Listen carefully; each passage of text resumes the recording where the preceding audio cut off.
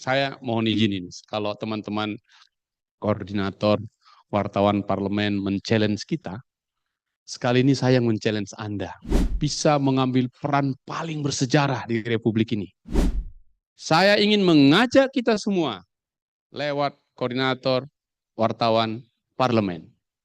Datanglah rame-rame ke MPR RI, badan pekerjanya yang sedang menyiapkan materi untuk sidang tahun ini, untuk meminta MPR menetapkan bahaya narkotika adalah bahaya laten untuk bangsa dan negara.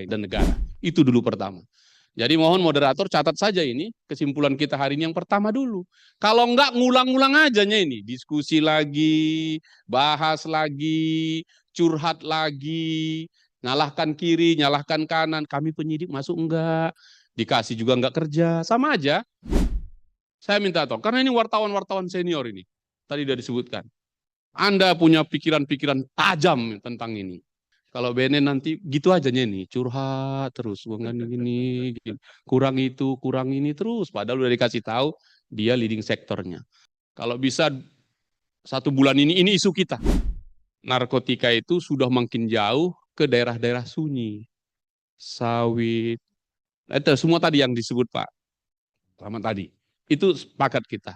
Dan luar biasa ini bandarnya.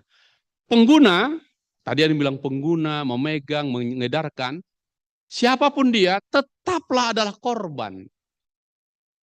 Cara membedakannya, kalau bandar pasti kaya raya, kalau pengguna apalagi ngecer-ngecer kecil-kecil itu, tetap jatuh miskin. Karena dia beli 5 ampul, supaya dia dapat jualan 4, dapat 1. Dalam hukum, kalau dia dikenakan 1 dia pengguna, 1 dia pengedar, kan asas hukumnya gunakan yang terendah, yang terkecil. Karena milih-milih, kau mana? Kalau enggak kau kasih sekian, kau masuk ini. Kalau ini, iya betul Pak Slamet tadi. Itu yang terjadi. Nah, konsepnya bagi 2 saja. Karena itu memang ujungnya TPPU. Bukan nangkepin yang tadi kicik-kicik itu. Karena enggak akan selesai.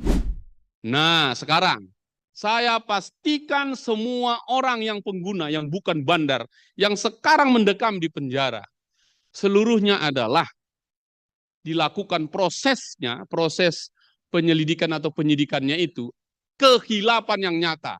Waktu Anda kita diperiksa, BAP,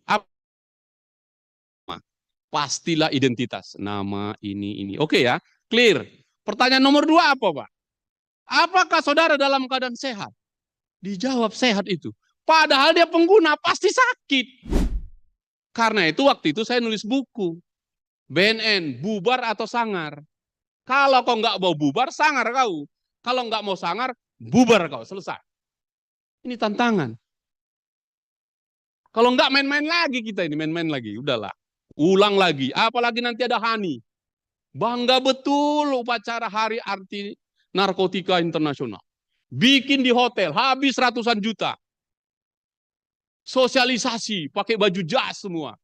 Rakyat tetap korbannya. Hentikan itu. Hentikan festivalisasi, hentikan tentang glorifikasi, hentikan itu semua. Nah, kalian aja yang nerusin itu. Jadi saya senang sekali pertemuan hari ini. Saya kasih tahu tadi, saya datang. Jadi, kalau 2 ini bisa kita lakukan teman-teman. Saat nanti negara ini 80 tahun merdeka, baru besok ini berita besar. Kalau enggak masuk berita ini. Tadi baru terakhir itu kita hormat kepada Pak Hukon 2 ton kemarin. Hormat kita. Karena saya yang minta itu. Pak Hukon, Anda memimpin ini sebagai mantan datasemen 88 anti teror yang menggunakan intelijen sebagai basis membongkar kejahatan ini. Betul. BNN itu isinya intelijen yang hebat. Bukan puskesmas kecil untuk rehabilitasi yang kecil-kecil itu. Mengapa seorang Pika yang lahir membutuhkan obatnya ganja itu jadi nggak bisa gitu, padahal medis. Saya kira ini kesalahan fatal negara. Karena itu waktu itu saya minta Pak Hukon, saya tanyakan, ini putusan Mahkamah Konstitusi 2 kali, segera lakukan uji. Penelitian aja pun tak mampu, tak mau pula gitu. Menteri Kesehatan saya sudah minta waktu itu. Dia berjanji iya. Enggak juga ada. Saya minta tulis ini teman-teman. Saya minta Menteri Kesehatan mundur karena ingkar janji terhadap sikapnya untuk meneliti ganja medis itu. Karena itu Kementerian Kesehatan, apa susahnya? Terima kasih ke Pak Hukon. Dia bilang, Bang Hinca, kami yang ambil alih. Ya, terima kasih rekan-rekan wartawan, terutama koordinator wartawan parlemen yang sangat saya hormati, dan dua pembicara, moderator, karena yang ditanyakan ini kan diskusi kita soal kemungkinan revisi undang-undang narkotika ya. Sebelum masuk ke situ, sekedar catatan saja, periode saya tahun lalu itu, undang-undang narkotika ini sudah pada posisi di Komisi 3 itu siap, bahkan digabungkan dengan undang-undang psikotropika. Tapi pemerintah yang mencabut diri. Dia menarik diri, enggak sanggup. Nah, itulah tadi yang disampaikan masih antar kementerian gitu ya. Ya sudah, karena itu kita coret dan kita lanjutkan nanti yang periode ini. Tapi bolanya ada di tangan pemerintah.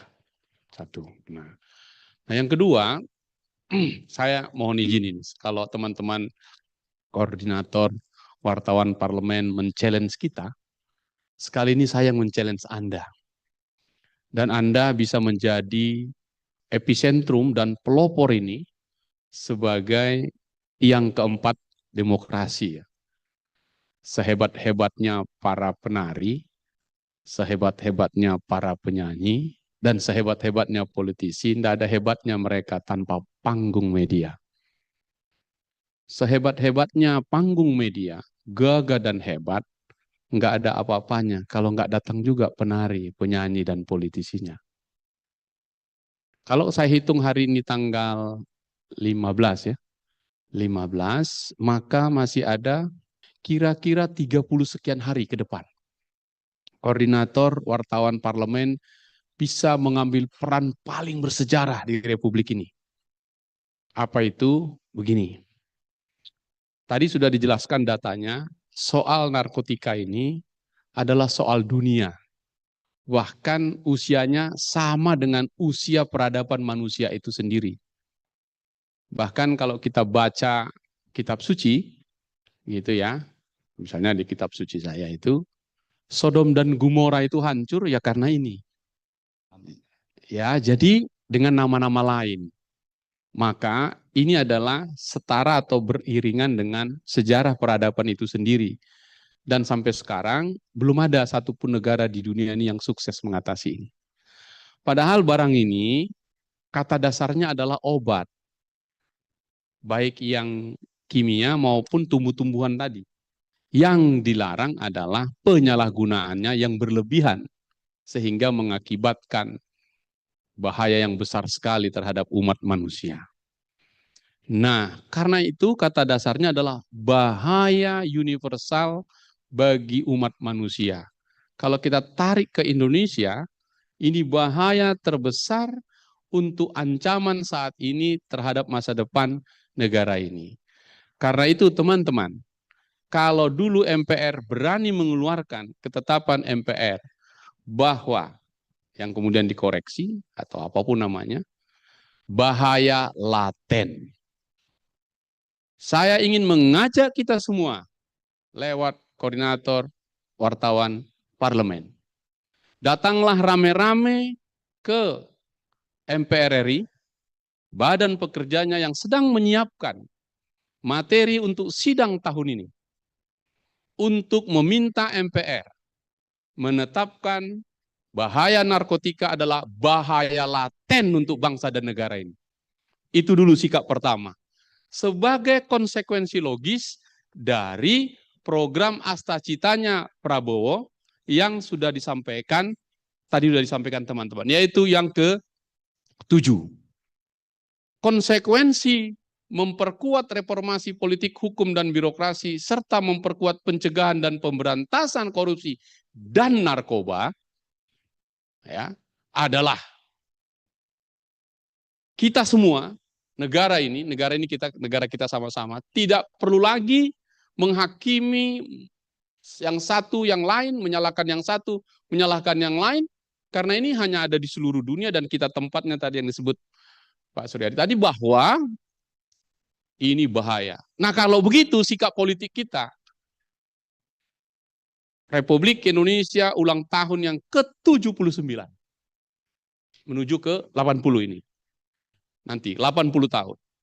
Berani menyatakan bahwa narkotika adalah bahaya laten ancaman untuk bangsa dan negara. Itu dulu pertama.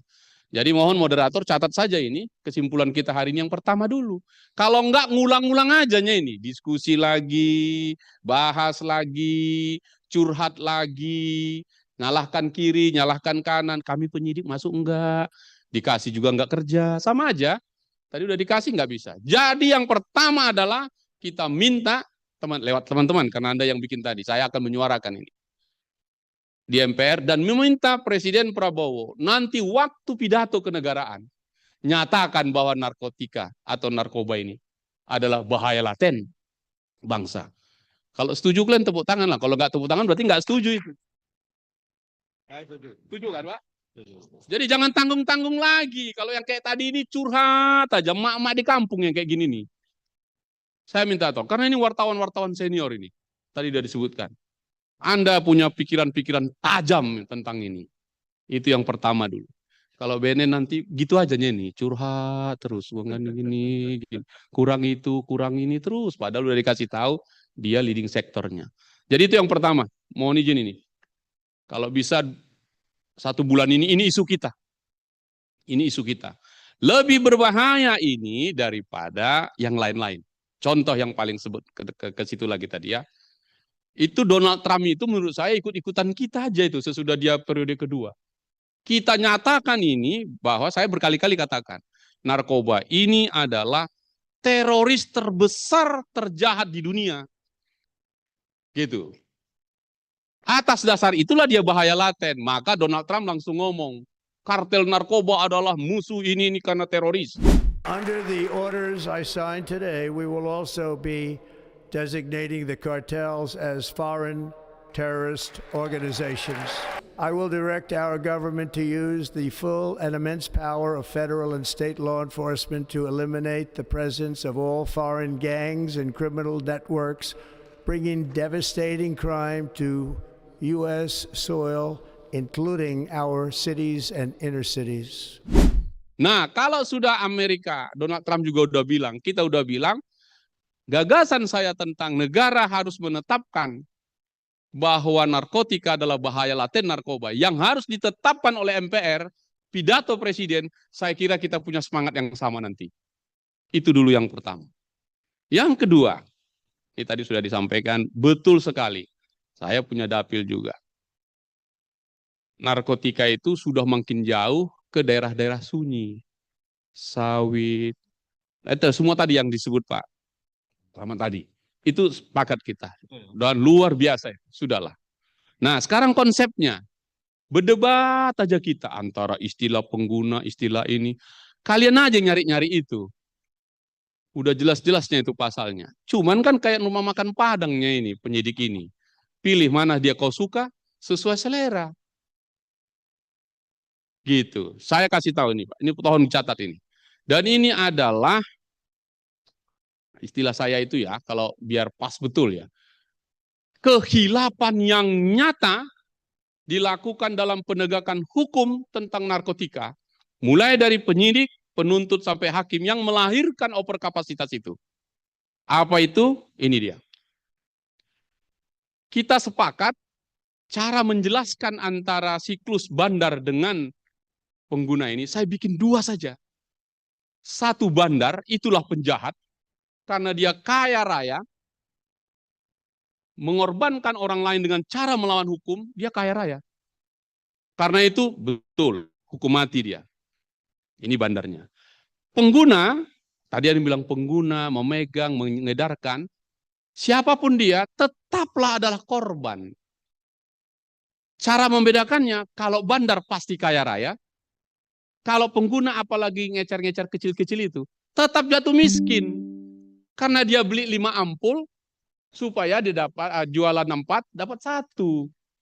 Dalam hukum, kalau dia dikenakan, satu dia pengguna, satu dia pengedar, kan asas hukumnya gunakan yang terendah, yang terkecil.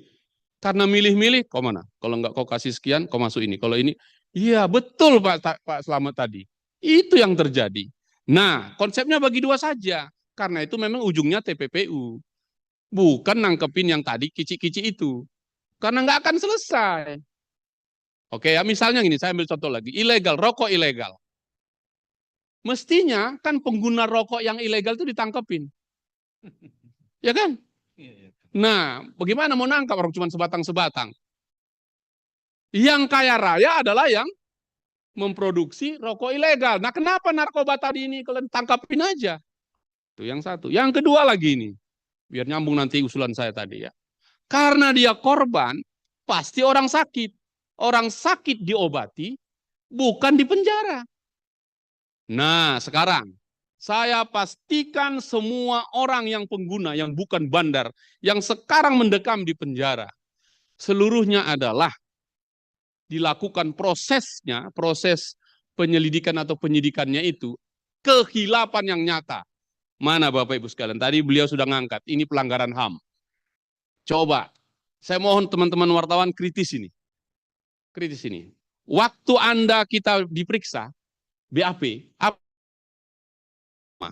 pastilah identitas. Nama, ini. Oke ya, clear. Pertanyaan nomor 2 apa Pak? Apakah saudara dalam keadaan sehat? Dijawab sehat itu. Padahal dia pengguna, pasti sakit.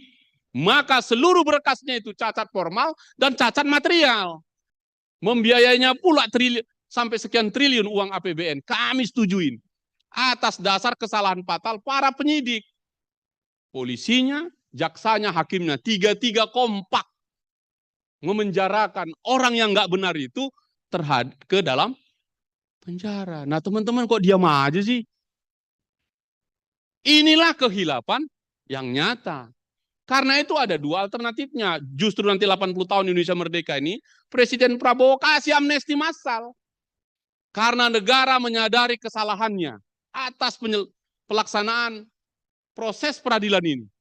Negara mengampuninya. Atau dibalik, seluruh orang yang sedang di lapas sana, dibantu oleh Kementerian Imigrasi dan Lapas, bikin PK, yaitu kehilapan yang nyata yang saya sebut tadi. Sudah pelanggaran HAM itu Pak Slamet, nyata kesalahannya, orang sakit kok di penjara, orang sakit diobati. Karena itu waktu itu saya nulis buku, BNN, bubar atau sangar. Kalau kau nggak mau bubar, sangar kau. Kalau nggak mau sangar, bubar kau, selesai. Ini tantangan. Kalau nggak main-main lagi kita ini, main-main lagi, udahlah. Ulang lagi, apalagi nanti ada Hani. Bangga betul upacara Hari Anti Narkotika Internasional. Bikin di hotel, habis ratusan juta. Sosialisasi, pakai baju jas semua. Rakyat tetap korbannya. Hentikan itu. Hentikan festivalisasi, hentikan tentang glorifikasi, hentikan itu semua. Nah, kalian aja yang nerusin itu. Jadi saya senang sekali pertemuan hari ini. Saya kasih tahu tadi, saya datang. Jadi, kalau dua ini bisa kita lakukan teman-teman. Saat nanti negara ini 80 tahun merdeka, baru besok ini berita besar. Kalau enggak masuk berita ini. Tiap hari ya kok kayak gini kan? Tadi baru terakhir itu kita hormat kepada Pak Hukon 2 ton kemarin. Hormat kita. Karena saya yang minta itu. Pak Hukon, Anda memimpin ini sebagai mantan datasemen 88 anti teror yang menggunakan intelijen sebagai basis membongkar kejahatan ini. Betul. BNN itu isinya intelijen yang hebat. Bukan puskesmas kecil untuk rehabilitasi yang kecil-kecil itu. Nggak selesai republik ini. Kami waktu itu minta, Pak BNN, kenapa anggaranmu cuma sekian? Suruh nyusun anggaran gede aja nggak berani. Lalu mau bilang apa? Masih tadi minta yang ini tadi. Enggak lah. Bukankah ini darurat? Dengan kata-kata saya darurat tadi, maka jalan keluar pertama, tetapkan dulu bahaya laten narkoba ini. Kenapa saya ajak ke MPR? Bacalah undang-undang narkotika kita yang sekarang 2009. Mundur ke belakang tahun 97. Sebelumnya lagi tahun 76. Di situ dinyatakan MPR yang menetapkan itu. MPR lah yang meminta DPR untuk bikin undang-undang ini. Karena itu, moderator, saya minta teman-teman beraudiensilah kepada Pak Muzani, Ketua MPR. Karena dimulai oleh MPR, tutup lagi oleh MPR tahun ini. Baru seru kita ini. Saya akan 10 tangan saya hormat begini kepada seluruh wartawan parlemen. Jangan tanggung-tanggung, ini hormat saya kepada Anda.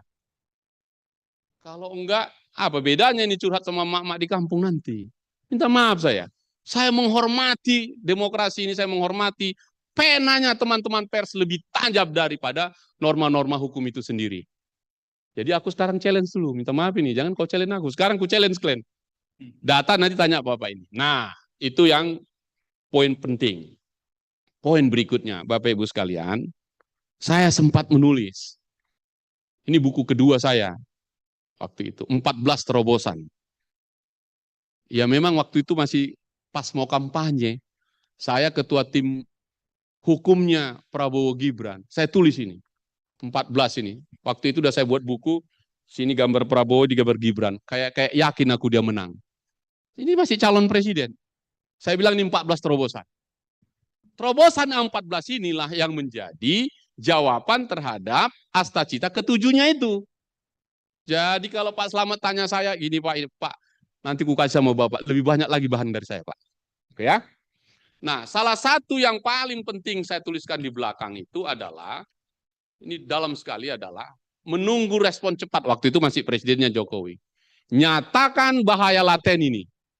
Itu dulu. Kalau itu maka pertama di dunia, satu negara yang menyatakan perang terhadap narkoba itu dengan keputusan politik tertinggi di MPR dan Presiden. Menurut saya ini momennya. Jadi teman-teman koordinator habis ini jangan bubar dulu, rapat kalian cepat-cepat buat kesimpulannya, datangin Pak Muzani, kumpulin itu semua, minta itu. Keluarkan ketetapan MPR. Karena dulu tahun 76 sudah mulai dengan ketetapan MPR, sekarang main lagi. Barulah MPR ini tepat menurut saya. Barulah DPR ini tepat menurut saya. Dan itu tugas Anda. Terakhir, nggak usah banyak-banyak lah ya. Yang penting itu prinsip dasarnya. Kalau curhat udah banyak kali. Sudah banyak sekali. Nah, dengan pendekatan bandarnya yang harus dikejar, maka BNN mengubah haluan kapalnya. Leadernya itu. Saya ingin sekali, tadi datanya lengkap, data berbasis desa, daerah yang ini merah, kuning, hijau lah kalau pakai lampu lalu lintas begitu ya, statusnya. Nah, ini jaringan. Waktu kita diumumkan jaringan oleh BNN, seolah-olah kita lagi kuliah, sekedar memberi info. Tidak. Kalau menurut saya BNN waktu bilang ini jaringan, Anda umumkan DPO. Jaringannya ini, gitu. Action dia, bukan pemberitahuan. Saya ambil contoh Pak, ada yang pasti ikutilah. Freddy Pratama. Jangan-jangan udah lupa kalian. Yang mana Fred? Kau di sini kan Fred. Yang satu lagi tuh Freddy. Freddy Pratama. Waktu itu Mabes Polri mengangkat ini luar biasa sampai ke bawah, dikejar-kejar, berada di Thailand, di Kamboja, terus dari situ nggak berhasil. Oke, jadi satu pun nggak tuntas. Pernahkah kita umumkan itu? Tidak ada. Sebaliknya kita juga harus ngelus dada. Ada juga jenderal-jenderal polisi yang korban karena narkoba. Ada Kapolda. Di kampung saya dulu, nih sorry nih BNN, di Siantar, itu orang BNN-nya yang ditangkap Polresnya. Artinya narkoba ini masuk kemana saja, siapa aja, apalagi undercover by itu, ya, itu pastilah itu luar biasa. Apalagi sekarang kan clearnya ini, kalau ditanya, nggak bisa menangkap bandar narkoba tanpa kau kasih uang dulu. Nggak bisa itu. Kasih info dulu, bayar berapa, baru. Dan seterusnya. Nah, karena apa? Sekali lagi, sikap politik kita belum clear. Terakhir, Dengan desa-desa tadi itu, waktu itu saya usulkan, sudahlah berhenti BNN menggunakan kalimat-kalimat desa bersinar. Permisif kali ya kan.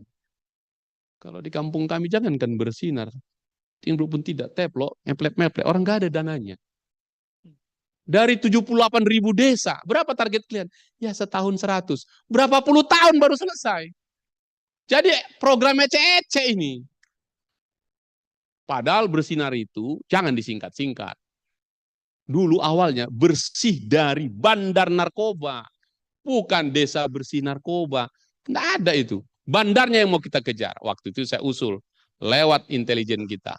Seluruh kepala desa di Republik ini bagian dari BNN. Intelijennya BNN yang menyatakan desanya mengusir siapapun bandar narkoba yang ada di desanya. Kalikan berapa orang BNN kalau dikalikan desa tadi? 78.000. Banyak pasukan klan. Dananya ada, banyak dana orang itu. Dana desa banyak daripada dikorupsi ini tuh. Cukup itu menggunakan pertarungan ini. Sekali lagi saya men-challenge kawan-kawan. Men-challenge kawan-kawan. Sekaliguslah Pak Slamet juga lah. Saya challenge ini. Karena pada akhirnya jangan diawang-awang. Turun aja ke desa. Karena hasil kajiannya BNN tahun ini diperbaiki. Tahun sebelumnya tidak ada satu desa pun lagi yang tidak terpapar narkoba. Tinggal kelasnya aja. Kuning atau merah. Kan cukup itu. Jadi kalau satu desa kali sekian cukup.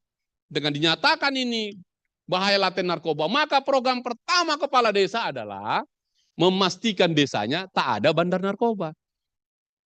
Itu menurut saya. Bisa dijalankan? Bisa. Baik dari eksekutif maupun dari teman-teman BNN. Saya, teman-teman, minta maaf ini. Kalau ada yang mau, ada wartawanmu, cek. Nama desanya Desa Rawasari. Di Kecamatan Aikwasan, Kabupaten Asahan, dapil saya. Satu desa itu yang saya bina, satu saja. Itu ada kira-kira puluhan baliho besar, usir bandar narkoba dari kampung kami. Tiap Jumat mereka keliling itu. Jadi bukan lagi bersinar, itu kata sifat. Tidur pun bersinar. Tapi kalau usir, kata kerja. Kan kata kerja, action gitu. Nah, dengan gambaran main dari desa, kekuatannya tadi silakan, baru main di wilayah jaringan tadi. Itulah poin-poin besar yang ingin saya sampaikan untuk kita semua. Kalau kita ingin merevisi undang-undang ini, nggak ada gunanya direvisi kalau belum menyatakan darurat bahaya laten tadi. Tapi kalau udah bahaya laten dia, clear itu. APBN-nya pun nyambung gitu dan seterusnya. Nah, terakhir, saya masih ingat teman-teman ngeliput ini. Seorang anak yang lahir sakit bernama Pika. Ganja medis. Tadi Pak Slamet sudah bicara juga. Saya juga udah ke Thailand. Ganja itu tanaman yang diberi Tuhan tumbuh di muka bumi Indonesia, pasti nggak ada niat jahatnya. Dia menjadi jahat ketika dikapitalisasi menjadi kejahatan, kan gitu. Jadi dia obat. Mengapa seorang Pika yang lahir membutuhkan obatnya ganja itu jadi nggak bisa gitu, padahal medis. Saya kira ini kesalahan fatal negara. Karena itu waktu itu saya minta Pak Hukon, saya tanyakan, ini putusan Mahkamah Konstitusi 2 kali, segera lakukan uji. Penelitian aja pun tak mampu, tak mau pula gitu. Menteri Kesehatan saya sudah minta waktu itu. Dia berjanji iya. Enggak juga ada, saya minta tulis ini teman-teman. Saya minta Menteri Kesehatan mundur karena ingkar janji terhadap sikapnya untuk meneliti ganja medis itu. Karena itu Kementerian Kesehatan, apa susahnya? Terima kasih ke Pak Hukon. Dia bilang, Bang Hinca, kami yang ambil alih. Bagus itu, kita tunggu nanti BNN. Apa hasilnya? Karena nggak baik juga kalau kita tidak ada risetnya. Apakah mungkin kita bisa terima dengan rasa keadilan seorang Pika meninggal dunia hanya karena tidak boleh menggunakan ganja itu, melanggar hukum. Demi kesehatan, hukum bisa dipinggirkan. Kan nggak langsung kaya raya orang tuanya karena itu. Justru menyelamatkan anaknya. Sekarang Pika sudah almarhum. Negara belum selesai juga penelitiannya. Siapa yang jahat? Negara itu sendiri. Kita sendiri. Jadi, saya senang sekali lagi hari ini diskusi ini. Dan saya ingin tanyakan, sampaikan nanti Pak Hukon ya, sudah 3 bulan ini penelitian ini. Jangan nanti udah bohong nanti Menteri Kesehatannya, Pak Hukon juga nggak memenuhi janjinya. Janganlah. Karena sebelum kita keputuskan kita ambil, kita tunggu hasil penelitiannya. Nah, gambaran-gambaran yang saya sampaikan ini, moderator, pertanyaannya tadi, bagaimana revisi undang-undang narkotika yang berkeadilan? Bagi saya, prinsip-prinsip yang sampaikan tadi itu, itulah yang kita masukkan di dalam undang-undang narkotika kita ini. Dan kalau itu kita pakai, rasanya kita bisa membuat ini menjadi hadiah ulang tahun terbaik kemerdekaan Republik Indonesia beberapa hari ke depan. Terima kasih, saya kembalikan ke Bapak Moderator.